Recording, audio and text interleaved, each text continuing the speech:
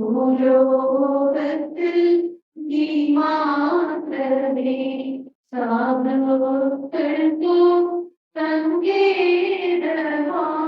ഭൂലോകത്തിൽ നീ മാത്രമേ മുസ്ലിംമാരെ രക്ഷിപ്പാനും ദോഷം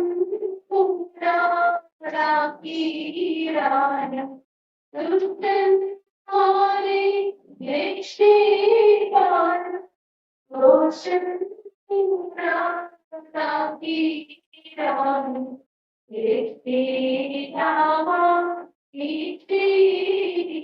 മരണപ്പെട്ട ദൈവം നീയേ.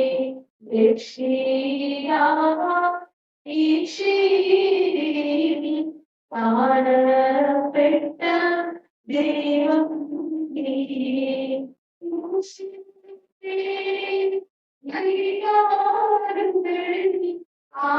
ആണിയേറ്റും കരയും നേരം പേടി കൈകാലുകളിൽ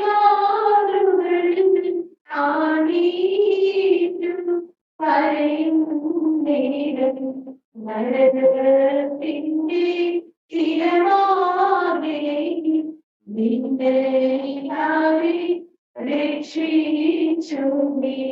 നരകത്തിന്റെ തിരമാലയിൽ നിന്നെ രക്ഷിച്ചു നീ.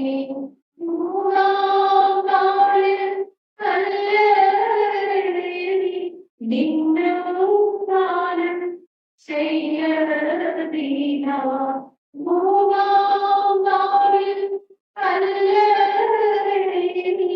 നിന്നോദാനം ചെയ്യതീന. പച്ചവെള്ളത്തെ കോരിയാണ് നിറച്ചതെങ്കിൽ വിരുന്നുവാഴിയുടെ സമീപെത്തുമ്പോൾ ആ പച്ചവെള്ളം മേൽത്തരമായ വീഞ്ഞായി തീരുന്നത് പോലെ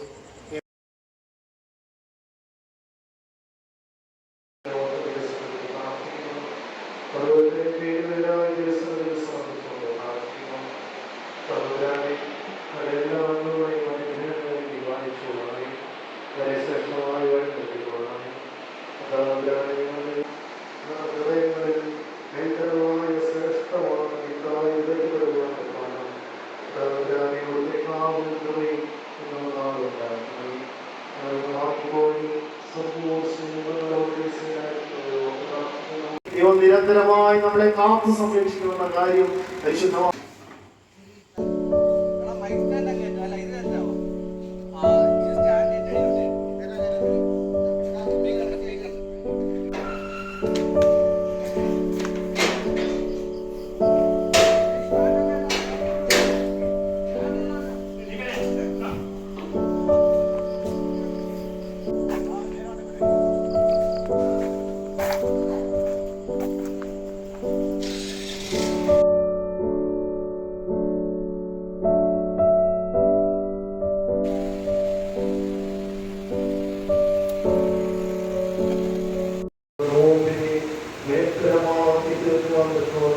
ദൈവത്തിന്റെ സന്നിധിയിൽ ഒന്ന് സഹായിക്കണം. നമ്മുടെ നോമ്പിനെ ദൈവത്തിന്റെ തിരുസന്നിധിയിൽ പൂർണ്ണമായി സമർപ്പിക്കുവാൻ നമ്മുടെ ജീവിതത്തെ ദൈവത്തിന് പ്രാർത്ഥിക്കുന്നത് പോലെ ഈ നോമ്പിൽ നിലവിളിച്ച് കരഞ്ഞ് പ്രാർത്ഥിക്കുവാൻ തക്കവണ്ണം പ്രിയമുള്ളവരെ നമ്മുടെയൊക്കെ ജീവിതത്തിന്റെ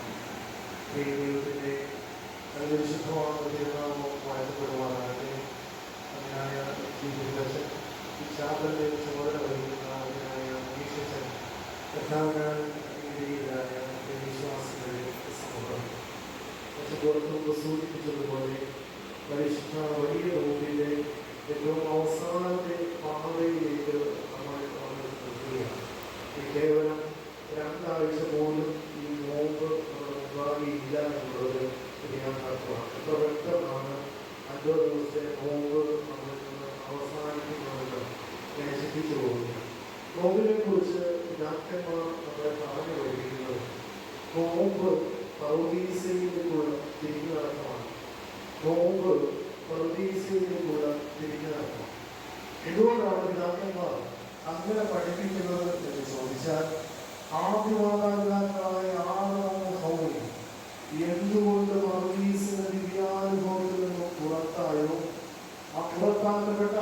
അവസ്ഥകളും സാമീപ്യങ്ങളും ജീവിത രീതികളും ഇന്ന് നമ്മുടെ ചുറ്റുപാടും ഇങ്ങനെ വികസിച്ചു വന്നിരിക്കുന്ന ഒരു കാലത്തിൽ നോമ്പിതാക്കന്മാർ നമ്മളെ ഉപദേശിക്കുന്നു, ഇത് പറുദീസയിലേക്കുള്ള തിരിഞ്ഞിറക്കണം.